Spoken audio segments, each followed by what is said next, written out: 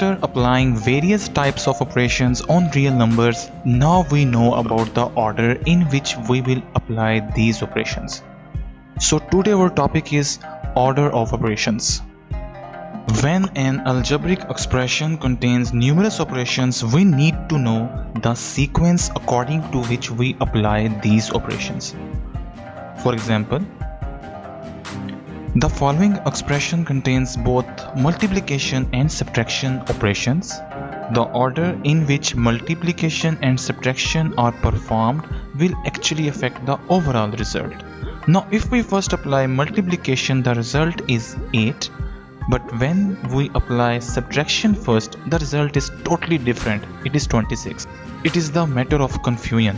So we have to be very careful about the sequence of these operations.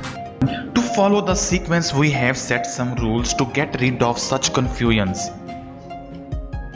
Firstly, simplify the expression within grouping symbol like parentheses, braces and brackets.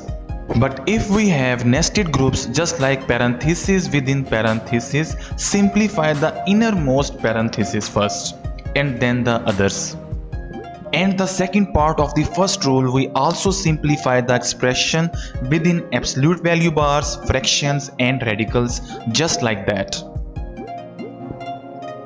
After simplification, now we evaluate the expression within the radical signs, absolute value bars and exponential expressions and it is the rule number 2.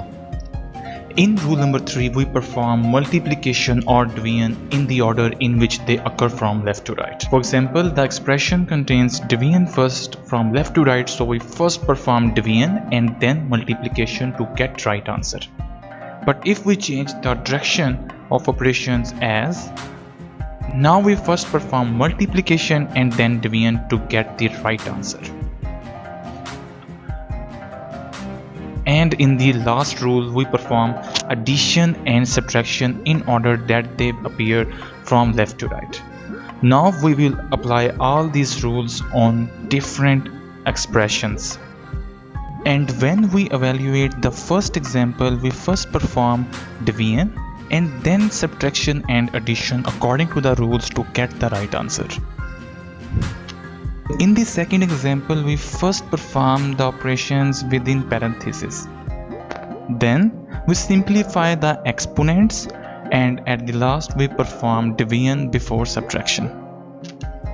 To evaluate the last example, we first simplify the expression inside the innermost parenthesis and inside the radical sign. Then we simplify the expression within brackets